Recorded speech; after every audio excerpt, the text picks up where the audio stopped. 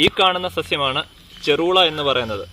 എയർവ ലെനാറ്റ എന്ന് ശാസ്ത്രീയ നാമമുള്ള ഈ ഒരു സസ്യം ആയുർവേദപരമായി ഒരുപാട് ഔഷധ മൂല്യമുള്ള ഒരു സസ്യമാണ്. ഇതിനെ ബലിപ്പൂ എന്നും അറിയപ്പെടുന്ന സസ്യമാണ്.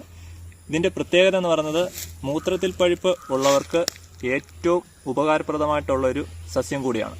ദശപുഷ്പങ്ങളിൽപ്പെട്ട ഈ സസ്യം നമ്മൾ വെറും വയറ്റിൽ ഇതിൻ്റെ ഇല, അതായത് മൊത്തത്തിൽ ഇതുപോലെ തണ്ട് ഉൾപ്പെടെ മുറിച്ചതിന് ശേഷം, ഇതിപ്പോൾ ഒരൊറ്റ മൂടാണ്, ഇതേപോലെ വളർന്നു കയറും, അതിൻ്റെ തണ്ട് ഉൾപ്പെടെ മുറിച്ച് വെള്ളം തിളപ്പിച്ച് വെറും വയറ്റിൽ കുടിക്കുകയാണെങ്കിൽ, ഒരു കുറച്ച് ദിവസത്തേക്ക് നമ്മൾ കുടിക്കുകയാണെങ്കിൽ മൂത്രത്തിൽ പഴുപ്പ്, അതുപോലെ മൂത്രം ചുടിച്ചിൽ എന്നൊക്കെ പറയുന്ന രോഗം പരിപൂർണമായിട്ടും മാറിക്കിട്ടുന്നതായിട്ട് അറിയപ്പെടുന്നു.